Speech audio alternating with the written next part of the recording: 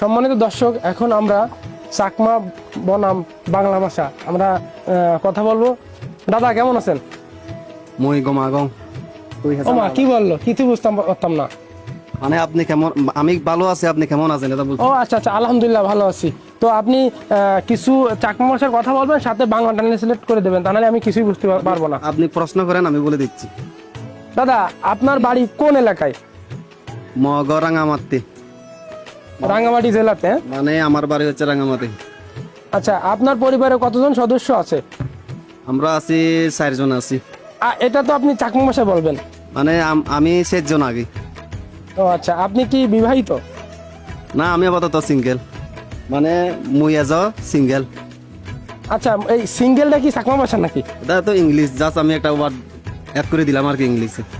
ও আচ্ছা, তো আপনি আপনার উপজাতি বা আপনাদের চাকমাদের নিয়ে কিছু বলেন। অ্যাকচুয়ালি আমাদের উপজাতি বলে না, আদিবাসী বলে, বা আমাদের পাহাড়ি সম্প্রদায়ের মানুষগুলো খুব সহজ সরল। এটা যদি আমি আমাদের চাকমা ভাষা আঞ্চলিক ভাষায় বলি, আমি আসলে উপজাতি নয়, আমি হলো তো আদিবাসী।